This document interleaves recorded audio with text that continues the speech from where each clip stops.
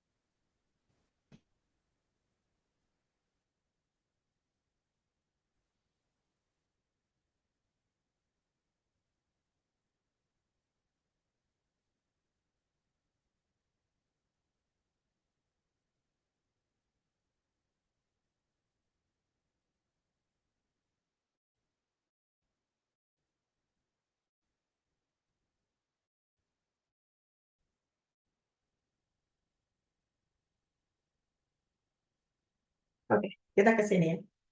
Karena ini kuncinya, jadi saya tidak akan membahas chapter per chapter karena teman-teman sudah membuat presentasinya ya. Tapi sebelum itu balik lagi kita akan melihat eh, apa kita sudah teman-teman sudah mempelajari, sudah membuat pengertian dari masing-masing. Jadi yang kemarin teman-teman presentasikan lebih banyak kepada individual mekanisme.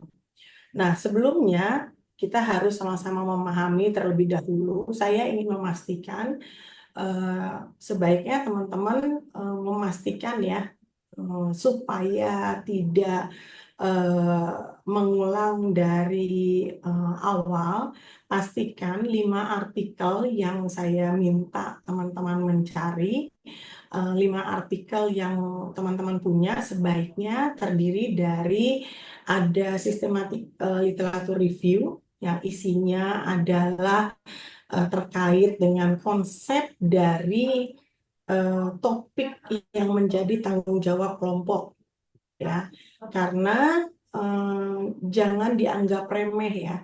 Tugas teman-teman kemarin itu terdiri dari tiga part ya.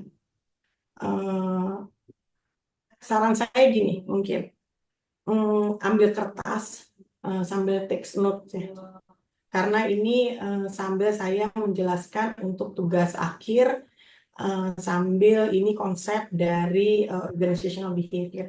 Saya kasih waktu, silahkan kalau mau ngambil kertas dulu sama pulpen. Karena kalau sambil ngetik kayaknya agak sulit. Kita balik ke konvensional dulu aja. Silahkan ambil kertas sama pulpen. Saya kasih waktu dulu. 2 menit, monggo. Silahkan diambil kertas dan pulpen.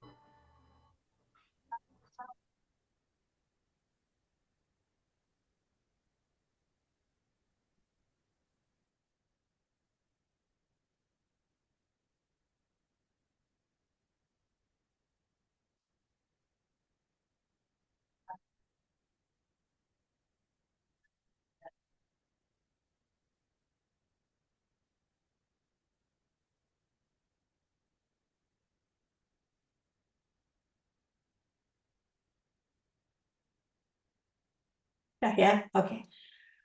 Kalau kita bicara tentang, ini ya, saya sambil melihat note saya.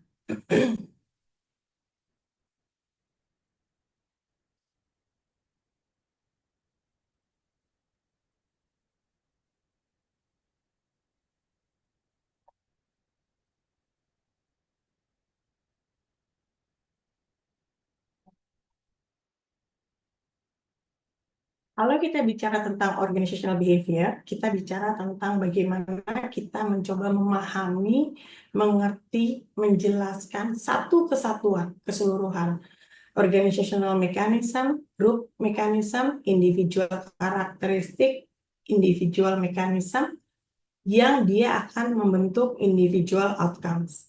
Teman-teman, kemarin selama 5 kali pertemuan kita menjelaskan pada individual mechanism. Ya, individual mechanism sendiri di sini skopnya nggak terlalu banyak dalam Colquitt. Ya, dijelaskan ada job satisfaction, stress, motivation, trust, justice, ethics, kemudian learning and decision making. Tapi ternyata ini terus berkembang ya. Jadi jangan stuck pada di sini. Ini dia terus berkembang. Bahkan individual outcomes pun ya, dia terus berkembang. Job performance, organizational commitments, kalau kita lihat sekarang dia terus berkembang ya. Tidak hanya pada 2 variabel ini ya, tapi banyak sekali gitu.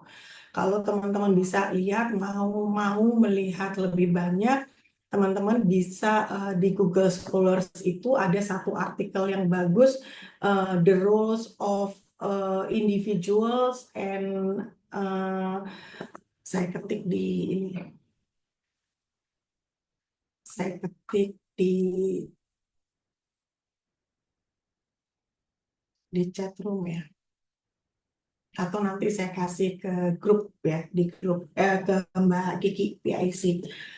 The roles and the roles of individual and group mechanism of in organizational behavior, itu di Google Scholars itu ada. Itu akan terlihat dengan jelas gitu ya. Semua akan terlihat di situ. Nah, jadi kalau kita melihat pada bentuk ini adalah yang teman-teman harus harus harus paham dengan integratif di sini, integratif model dari organizational behavior. Ini kuncinya. Nah, jadi individual mechanism yang kemarin teman-teman sudah presentasikan satu dengan yang lain, kita bisa lihat.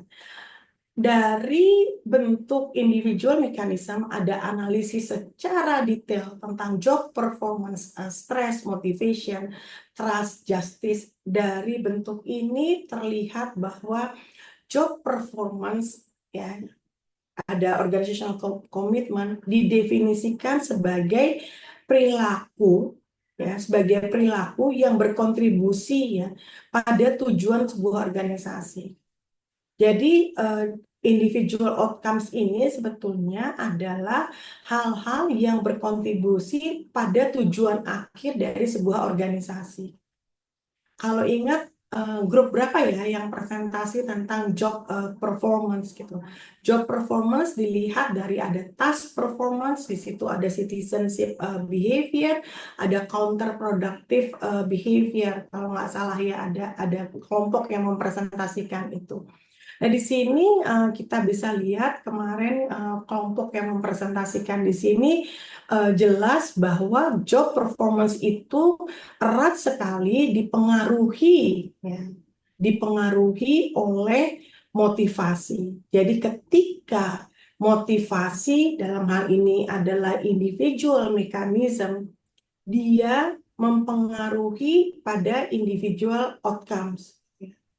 Kalau kita melihat pada individual mekanismenya dia baik, individual mekanismenya dia bagus, maka dia akan mempengaruhi pada individual outcomes.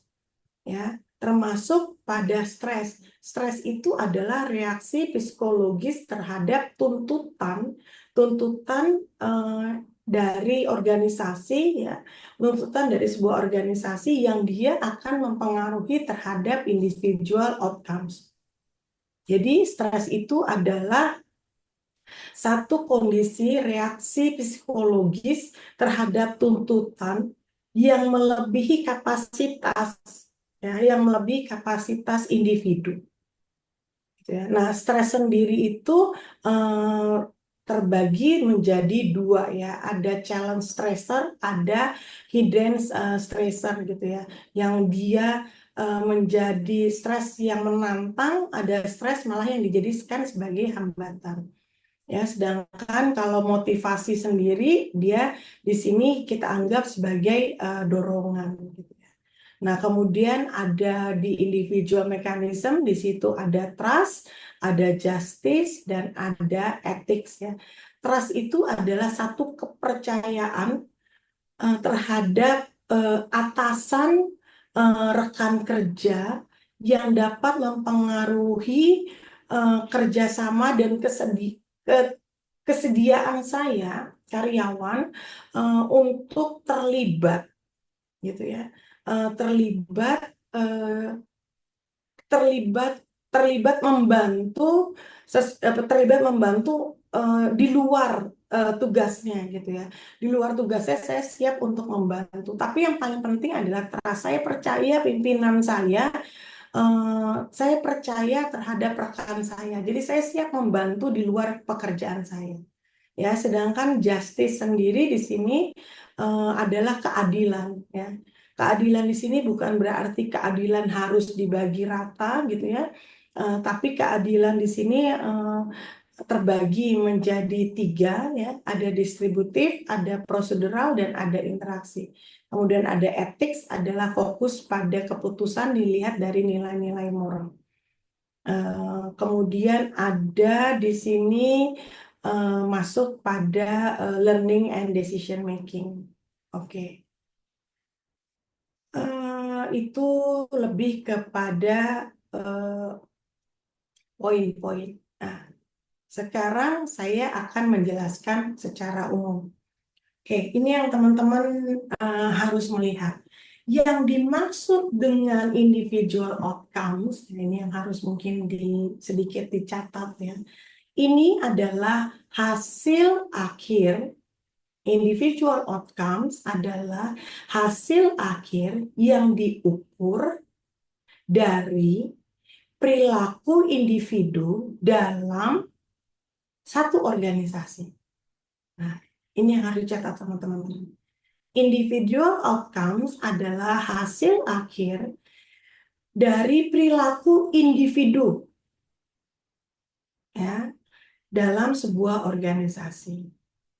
Kalau di dalam buku Colquitt diberikan contohnya ada dua, yaitu job performance dan organizational commitment. Ya, kalau job performance itu adalah kinerja pekerjaan, sedang dilihat dari melibatkan perilaku, sedangkan kalau organizational commitment dilihat dari bagaimana seseorang mau terlibat terlibat dalam pekerjaan itu. Sedangkan yang di tengah individual mechanism itu adalah mekanisme mekanisme yang secara langsung mempengaruhi kinerja. Individual mechanism adalah mekanisme ini yang secara langsung mempengaruhi kinerja, mempengaruhi individual outcomes. Ya, jadi individual mechanism adalah mekanisme yang secara langsung dia mempengaruhi individual outcomes.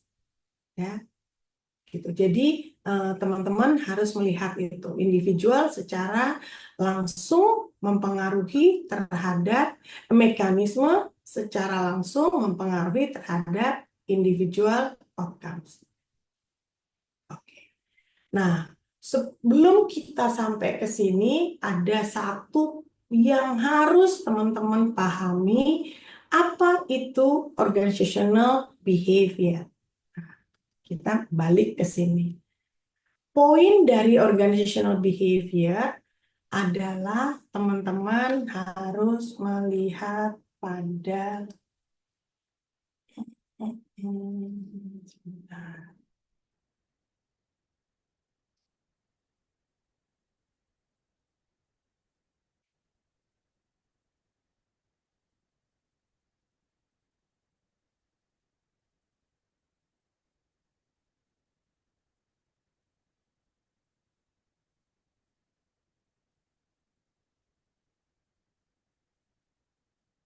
Nah, saya udah bikin hati.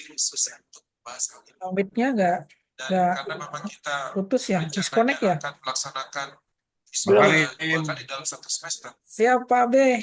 Ya, apa kabar? Aduh, mantap bener nih Pak B nih. Suaranya terdengar nggak? Oh, terputus. Masih Dengar. masih hilang? Terdengar, Bang? Terdengar. Jelas, jelas, Terdengar. Oke. jelas. Pak Karim bocor suaranya, Pak Vivian. Karim bocor. Siapa yang bocor? Pak Karim bocor. Dua Zoom ini. Pak Zoom, Pak Karim.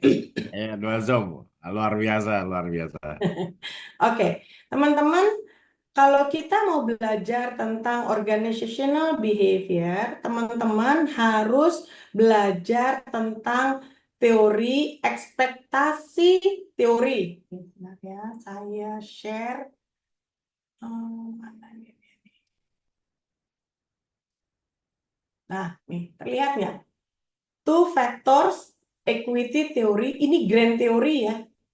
Kelihatan nggak teman-teman? Jelas, Rob? Nah, Bang, tapi kecil banget. Kelihatan tapi sebentar, tidak sebentar. terbaca sih. Kurang besar aja, Prof. Kelihatan nggak? Udah. Ya, ada. ya. Nah, Coba buka Google Scholars yuk. Teman-teman buka Google Scholars. Ini belajar grand theory ya. Karena kalau nggak baca ini, nah kelihatan. Ini adalah grand theory dari organizational behavior. Kalau teman-teman udah paham ini dari chapter 1 sampai chapter belakang, sampai munculnya integratif, model integratifnya Colquitt, dasarnya ini. Kalau teman-teman udah paham ini teori of organizational behavior. Coba buka Google Scholars. Ayo, buka Google Scholars. Coba cari two factors teori, equity teori, ekspektasi teori, job characteristic model, self-determination teori, goals teori, goal setting teori. Ini adalah teori dasar dari organizational behavior.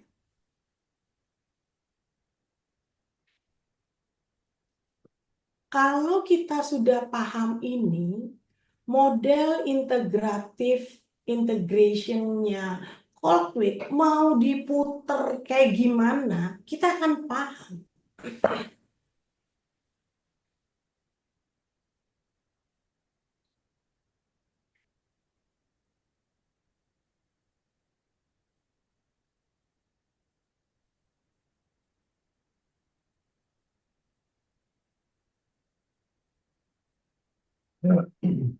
Coba kita cari apa yang dimaksud dengan two factors theory. Job satisfaction is influenced by hygiene factors and motivations factors.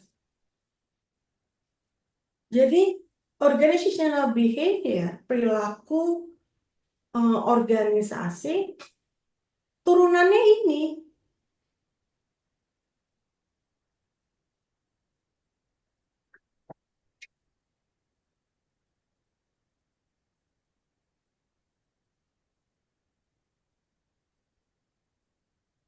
Mom Wait, Ya, mohon izin karena waktu jadwal itu laptop saya agak bermasalah. Saya udah open kamera tapi nggak bisa muncul oh ya, gambar nggak saya. apa-apa.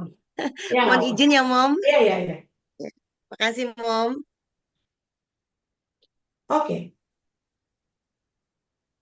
Kalau kita lihat two factor theory yang dikemukakan oleh Friedrich Herzberg, itu ada dua faktor. Ada faktor hygiene, ada faktor motivator. Faktor hygiene itu ada gaji, kondisi kerja, ada tuh faktor pencapaian, pengakuan. Terus konteksnya dalam relevansi dalam konteks modern, kaitkan ini dengan organizational behavior gimana nih?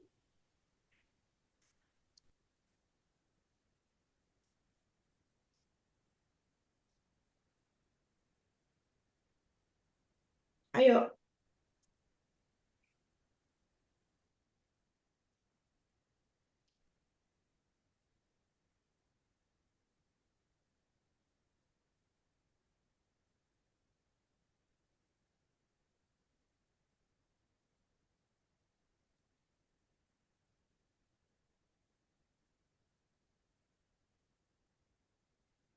Kalau kita lihat tuh factors ini, lihat teori dari tahun 1959, dia masih dipakai sebagai landasan untuk modelnya Colquitt, untuk model integratif model Colquitt sebagai individual mechanism.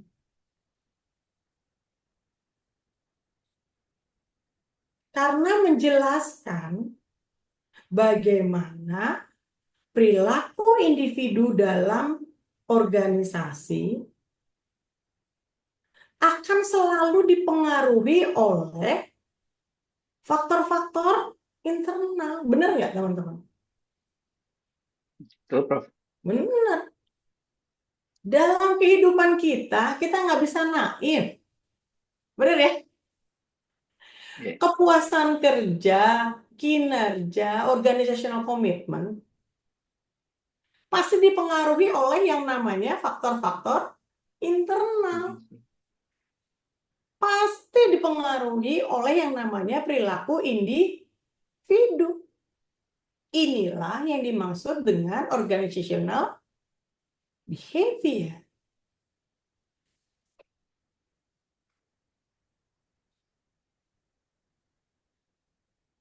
Setuju nggak, Mbak Frisma? Setuju.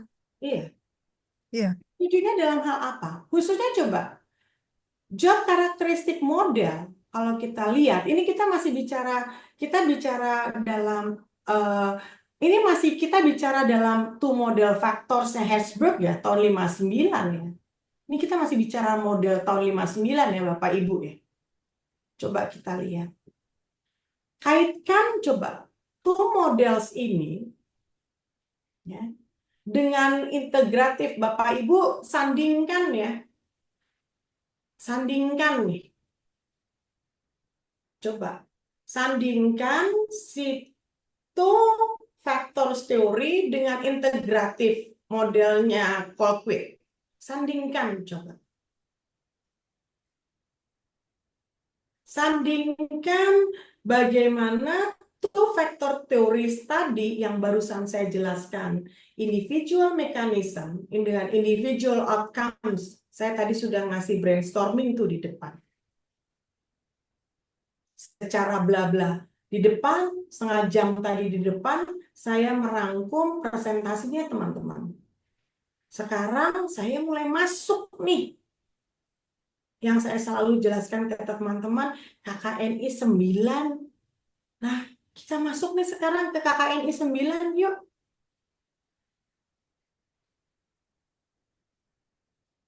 Kita mulai masuk nih ke KKNI 9. Kaitkan teori two factors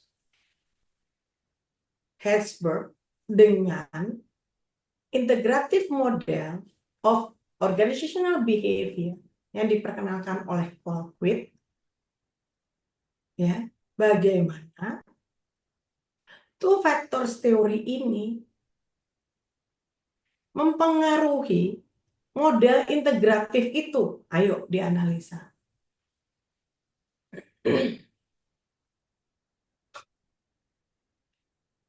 Model itu kan menjelaskan, coba dicatat ya teman-teman. Model integratif Colquitt menjelaskan, ayo dicatat. Model integratif Colquitt menjelaskan bagaimana berbagai variabel individu, kelompok, dan organisasi berinteraksi untuk menghasilkan job performance dan organizational commitment. Nah, coba saya kasih waktu 5 menit. Bagaimana kaitannya model ini? Kita baru satu teori nih ya. Bagaimana kaitannya model ini dengan two factors teori? Yuk, 5 menit. Kita diskusi habis itu. Saya kasih waktu.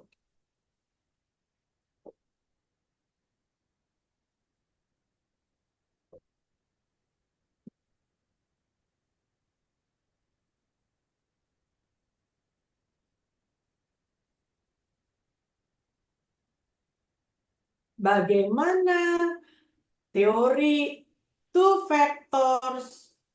Bagaimana two factors teori diterapkan dalam organizational behavior?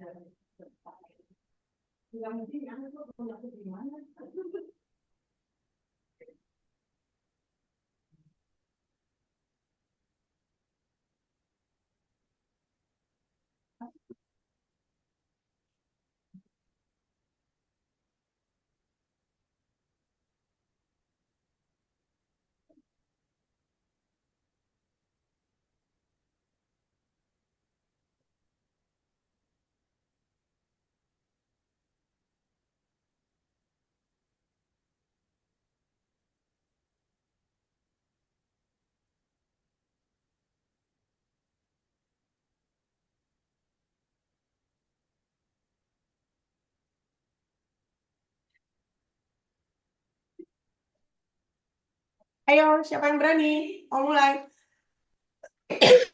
Coba, Jawab. Ya, coba Prof. ayo coba, Mamam, Mam. Ayo, boleh coba duluan.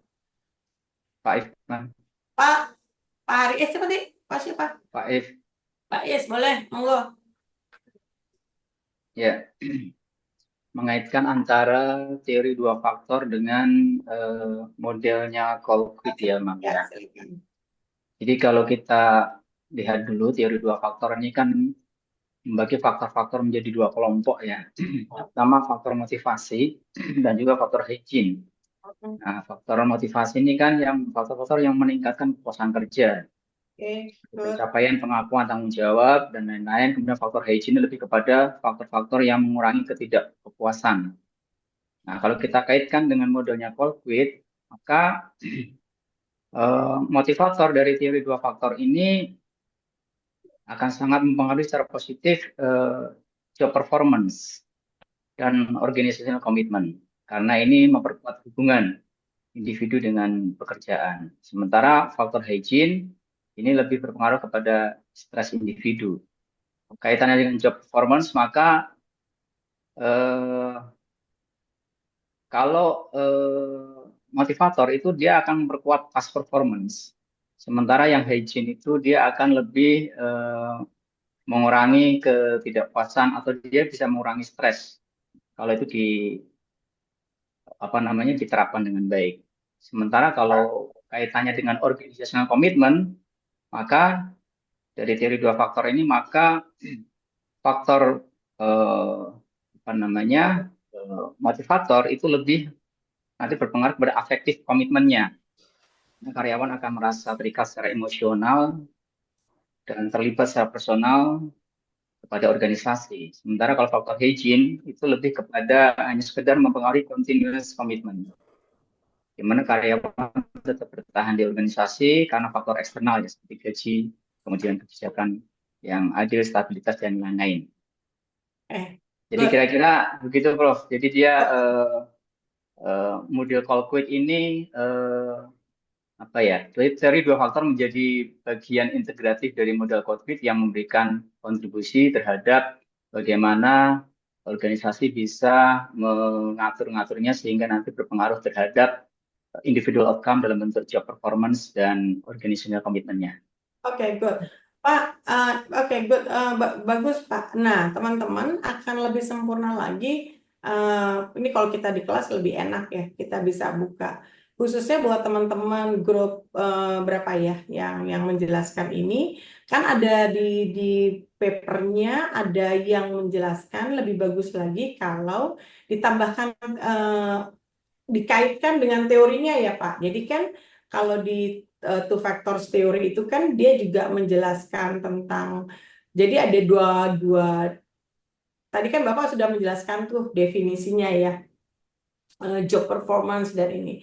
Nah, nanti di situ dijelaskan lagi kaitannya. Jadi misalnya ketika tadi Bapak menjelaskan tentang job performance, kemudian menjelaskan tentang motivasi dari Hertzberg-nya ini apa gitu ya. Nah, pada saat itu langsung disebutkan Pak, misalnya si motivasi teori Hertzberg-nya ini Bapak mau menjelaskan task performance-nya yang performance-nya yang task performance-nya kah atau yang mananya gitu Pak? Oke. Ya gitu ya. Nah, itu akan jadi dia apa? Jadi benar-benar jawabannya langsung mengerucut pada teori gitu. Clear ya, teman-teman ya?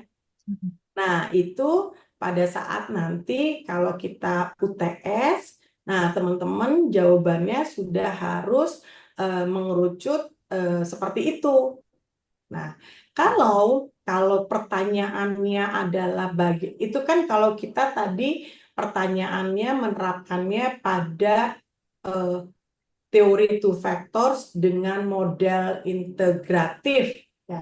Tapi kalau pertanyaannya adalah penerapan two factors dalam organizational behavior, jawabannya akan beda nggak? Jawabannya akan beda nggak, teman-teman? Kalau Beda, Miss. beda. Beda, Bedanya beda. gimana berarti? Ya, Penekanannya akan di mana? Kalau pertanyaannya tadi kan pada integratif model ya. Kalau pertanyaannya adalah jelaskan cara penerapan two factors dalam organizational behavior, berarti nanti penekanannya pada apa? Kalau jawab pertanyaannya akan seperti itu.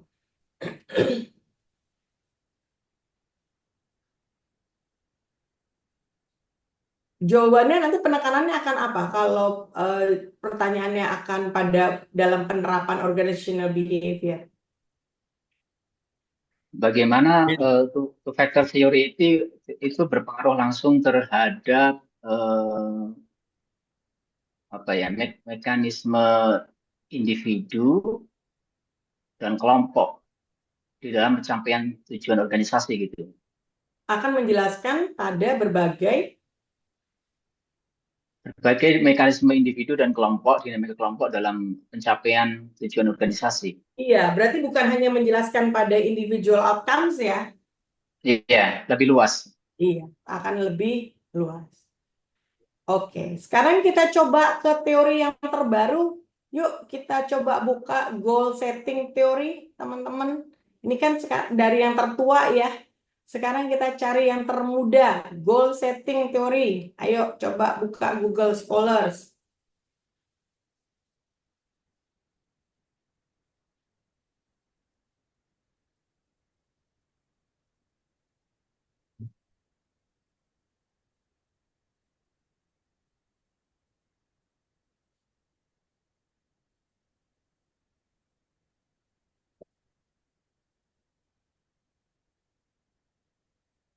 Apa itu goal setting teori menurut Edwin Locke? Silakan buka di Google Scholars.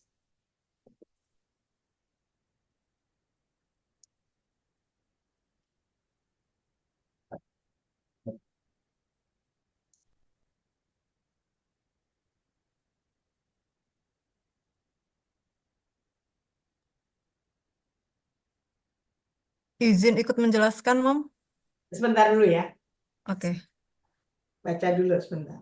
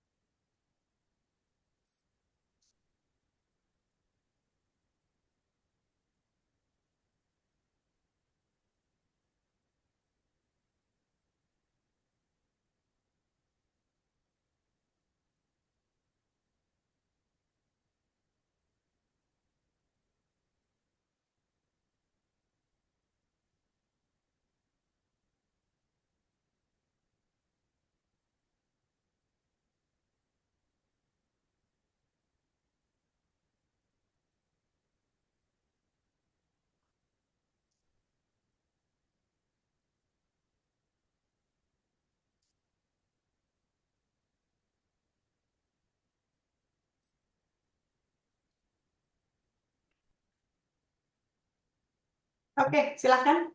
Siapa tadi? Mbak? Risma. Silakan. Maaf, Mbak siapa? Risma, Mam. Oh ya, Mbak Risma, monggo. Kalau yang saya baca dari Google Scholar sih di sini teori goal setting atau teori penetapan tujuan pada dasarnya yaitu menjelaskan bagaimana penetapan tujuan itu dapat mempengaruhi motivasi dan kinerja individu atau kinerja Jelaskan dulu pengertian dari teorinya dulu sebelum masuk ke situ. Apa prinsip utama atau definisi dari goal setting teori itu apa? Ini kan sebenarnya goal setting teori ini eh, apa salah satu teori utama ya. Dia kan sebenarnya pengembangan teori dari teori motivasi ini. Karena dia adalah pengembangan utama. Sebenarnya ini turunan ya. Goal setting teori ini adalah pengembangan dari teori motivasi. Jadi dia bukan muncul tiba-tiba. Ini adalah pengembangan dari teori motivasi. Jadi goal setting teori atau goal setting teori ini adalah turunan dari teori-teori motivasi. Ya. Kalau kita coba deh teman-teman, kenapa nggak ada pertanyaan? Kok nggak ada teori Abraham Maslow ya? Padahal kita lagi bicara tentang teori motivasi ini di sini. Kenapa dia nggak ada teori Abraham Maslow? Ya kan nggak ada kok nggak ada teori Abraham Maslow di sini gitu karena kita sedang bicara terkait dengan organizational behavior karena kata kuncinya adalah di organizational behavior. Nah sekarang pertanyaan saya adalah saya ingin Mbak Risma dijelaskan dulu definisi atau prinsip utama karena kita lagi belajar tentang organizational behavior, kita bukan belajar tentang teori motivasi. Saya lagi membedah grand teori dari organizational behavior. Ya, saya tidak mencari grand teori dari motivasi. Yang saya cari adalah grand teori dari organizational behavior. Nah, sekarang apa yang dimaksud dengan goal setting teori? Silakan Mbak Risma. goal setting teori itu pada dasarnya kalau yang saya baca lebih kepada hal-hal yang sifatnya lebih spesifik, terus kemudian berpengaruh pada challenging dan spesifikasi terhadap performannya. Seperti Maksudnya itu sih, gimana? Mam. Lebih spesifik Berhu- seperti apa misalnya? Berhubungan dengan komitmen kerja, kemudian juga berhubungan dengan performan serta juga berhubungan dengan spesifikasi atau tujuan. Jadi istilahnya kalau misalkan tujuannya itu sudah mengkerucut, maka motivasi yang akan ditimbulkan akan menjadi semakin tinggi. Oke, good. Ya, silakan disempurnakan lagi. Apa prinsip utama dari goal setting? Goal setting. Prinsip utama Mau dari aku coba, teori. Ya, Izin, Mam. silakan. Sempurnakan. Iya. Tunggu dulu. Ya, Mbak Kiki dulu. Silakan Mbak Kiki. Oke, jadi kalau yang saya tangkap goal setting teori itu kita menetapkan tujuan akhir kita, tapi untuk mencapai ke sana dia membuat apa ya, seperti mekanisme gitu mulai dari bagaimana cara mengarahkan perhatian kita untuk bisa mencapai tujuan yang sudah kita tetapkan di awal, kemudian bagaimana kita mengatur upaya kita untuk bisa sampai ke sana, kemudian apa ya tindakan-tindakan yang harus kita lakukan, menyeting kegigihan kita gitu untuk mencapai untuk mencapai tujuan yang sudah kita tetapkan di awal tadi. Gitu, Mem. Oke. Izin mau, Nah, dulu. Siapa lagi? saya mau. Siapa yang bisa share screen dulu artikelnya? Siapa yang punya artikel aslinya goal setting teorinya Edwin Locke? Silakan di share. Saya sudah stop share. Kita buka sama-sama. Siapa yang punya? Juga saya share, Prof. Ya, kita lihat sama-sama. Yang punya goal setting teorinya Edwin Locke artikelnya.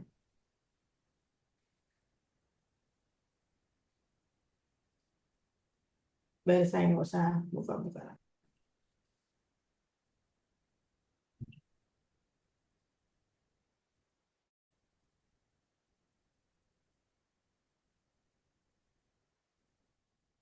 Ini ya, Mbak. Oke. Ya, silakan naik ke atas dulu. Mana definisinya?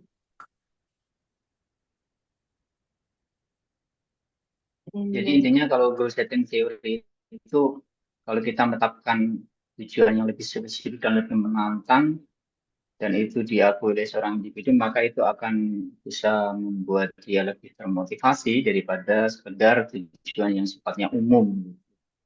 Salah satunya itu. Oke, balik ke Google Scholars dulu, Pak. Baik. Systematic literature review, jangan ini.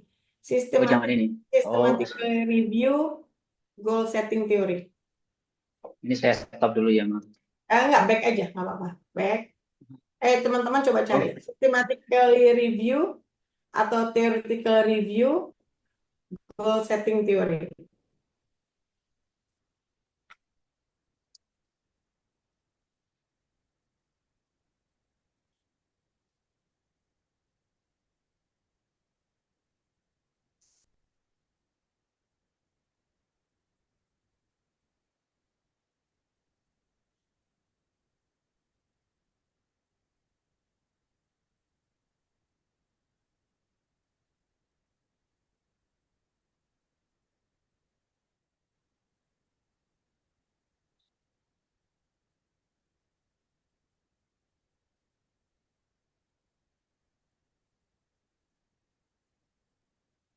Ya, siapa yang udah dapat systematically review? sini.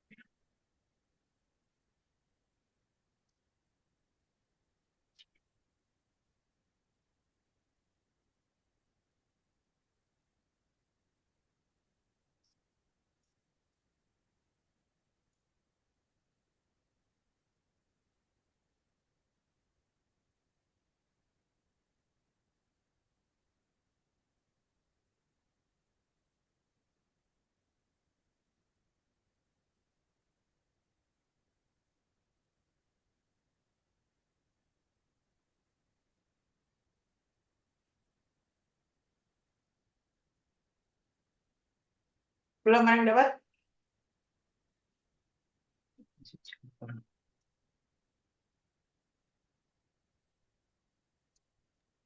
Yang Loki sama Letom itu nggak sih, Prof? Mem, saya coba share ya, Mem. Yang ini,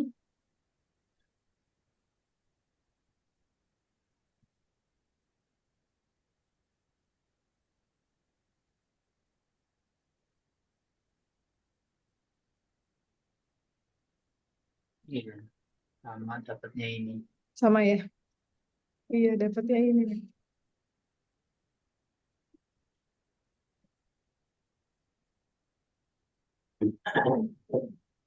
Ini aplikasi.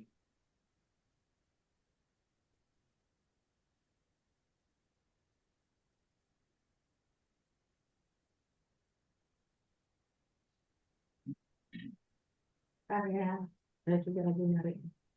Theoretical review. Oh,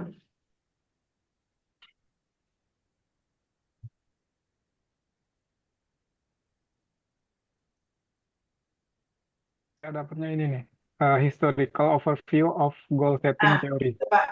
coba buka Pak. Nggak bisa, Prof. Mesti beli. Pakai Saiku aja. Di copy DOI-nya ke saya, Pak. Nah,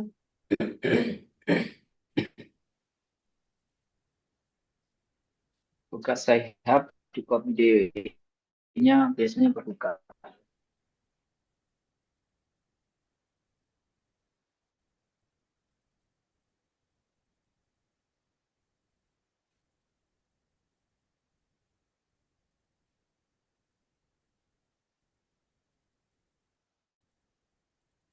kita harus paham sebenarnya teori itu. Baru kita bisa menerapkannya dalam OB. Kadang, kenapa akhirnya salah? Karena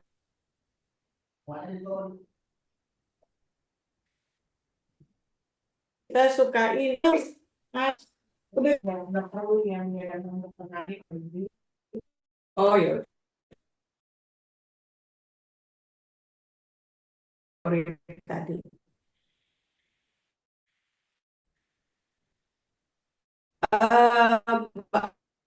Tadi beberapa sudah menjawab ya. Intinya goal setting teori itu, teori ini tujuannya adalah spesifik ya. Tadi Mbak Risma sudah menjelaskan pentingnya tujuannya itu yang jelas spesifik ya.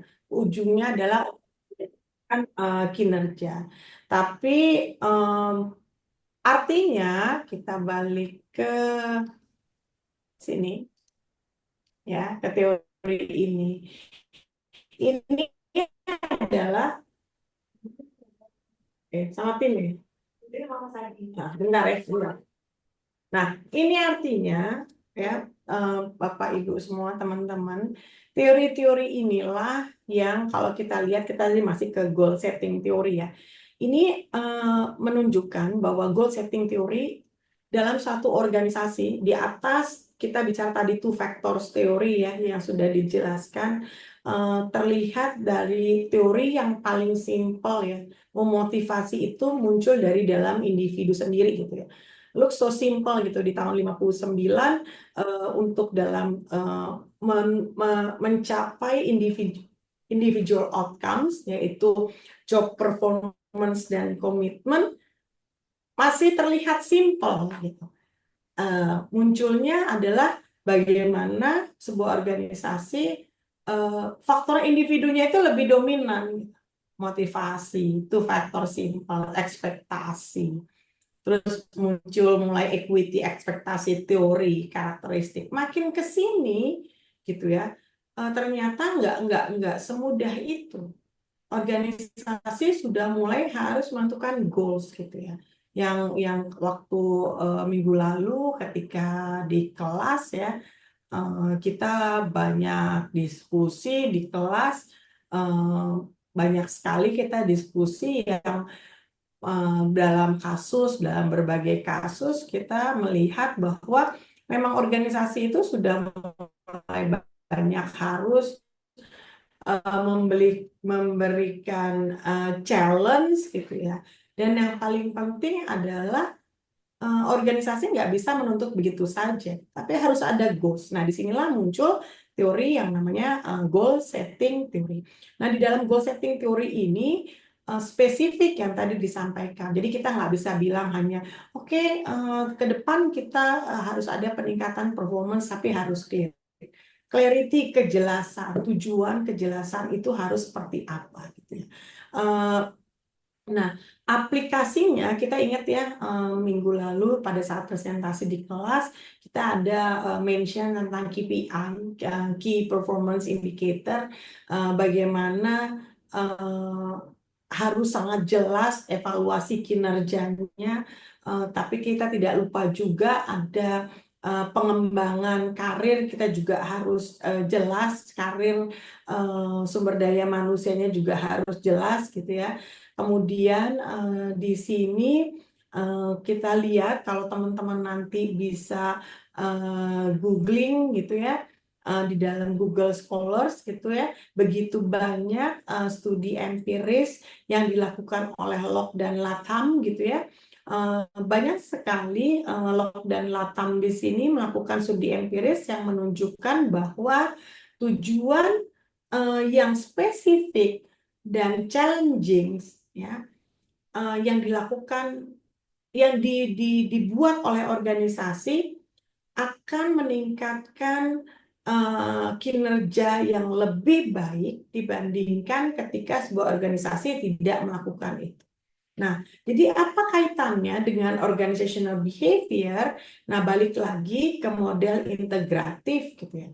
Karena di model integratif ada yang namanya organizational mechanism, individual mechanism, individual karakteristik, individual mechanism, individual output. Jadi satu organisasi ketika mereka understanding, mereka mampu mengaplikasikannya, maka individual outcomes-nya itu akan tercapai.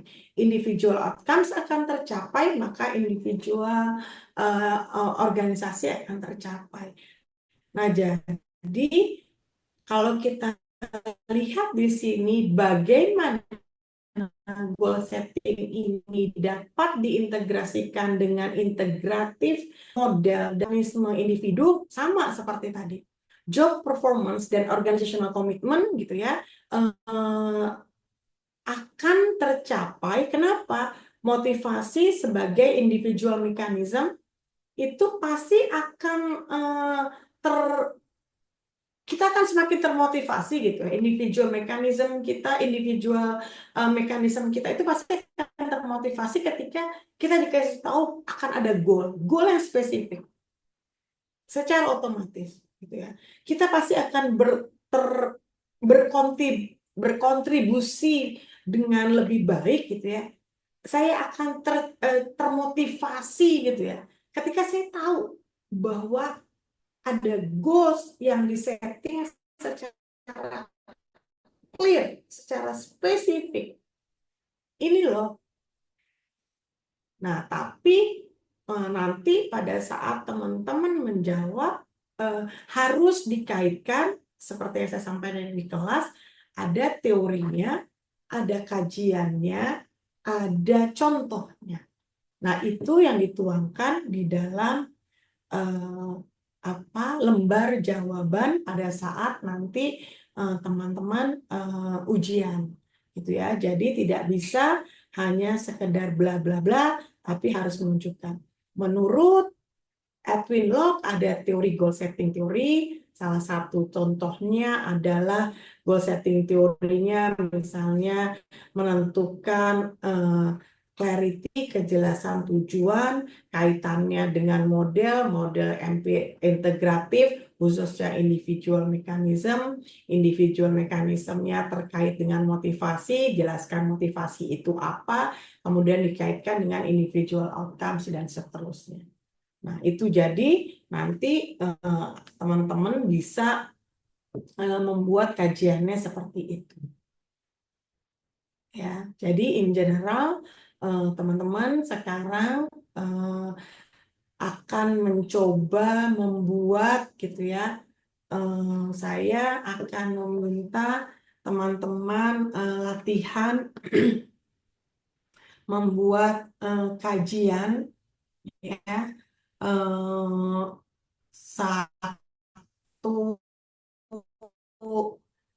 satu teori aja ya membuat kajian seperti tadi nih gitu. Saya tidak meminta tugas kelompok ya, tapi individu untuk latihan 1 menit membuat latihan ya. Saya meminta soalnya tolong dicatat ya Bapak Ibu, dikumpulkan jam 11 ya, masuk ke dalam Google Classroom ya. Tadi kita sudah latihan teori two factors teori, equity. Jadi ini ada 1, 2, 3, 4, 5, 6. Ada 6 teori. Pertanyaannya adalah bagaimana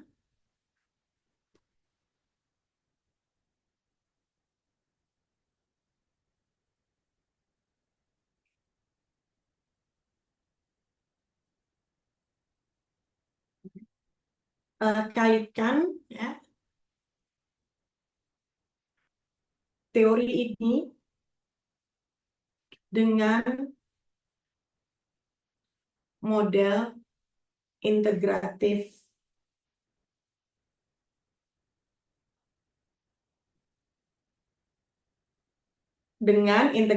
model of organizational behavior. Kita masih bicara pada individual mechanism dengan individual outcomes ya. Itu saja. Mom, izin Mom, bagaimana kaitan teori job karakteristik model Heckman dengan integratif model organizational behavior? Soalnya begitu ya Mom. Oh, bukan. Bagaimana kaitannya? Ini teori ini satu Oh, teori two two yang factor. Kan two factor sama goal setting kan udah nih. oke. Berarti tinggal equity teori, ekspektasi teori, job. Berarti equity, ekspektasi, job karakteristik, self determination. Oke, dengan integratif model organizational Ya. behavior. Oke, siap. Makasih, Mam. Clear ya Bapak Ibu ya, di Microsoft Word saja ya. Ya. Oke. Nanti saya buka di Google Classroom ya. Oke. Selamat mengerjakan Bapak Ibu. Contoh mengerjakannya sama seperti tadi. Silakan menggunakan bahasa sendiri saja. Tidak usah takut salah ya. Nilainya adalah proses ya. Learning by doing ya. Nggak usah takut salah ya Bapak Ibu ya. Karena ini latihan untuk UTS ya. Jadi silahkan seselesainya aja. Mau berapa teori yang selesai, yang penting deep. Bukannya satu Ya. orang satu teori, Miss? Oke. Enggak, Atau kalau semuanya? bisa sih semuanya ya. Tapi seselesainya ya, karena saya inginnya learning by doing ya Bapak Ibu. Ya, sekitar. Kalau misalnya Bapak selesainya cuma satu teori, monggo. Tapi kalau bisa link teorinya ya, di-linkkan. Bapak cuma bisa selesai satu teori, nggak apa-apa. Selesai dua teori, nggak apa-apa. Karena saya bukan melihat 5 teori harus selesai sempurna, enggak. Tapi selesainya. Nanti ini saya kasih ke PJ kelas ya. Atau ini di screenshot dulu? Sudah. Sudah difoto, Mom? Sudah. Oke, siap. Siap. Ya. Oke, terima kasih Bapak dan Ibu. Sampai ketemu lagi minggu depan. Assalamualaikum warahmatullahi Salam wabarakatuh. warahmatullahi wabarakatuh. Terima kasih, Waalaikumsalam Mam. warahmatullahi wabarakatuh. Ya. Ya.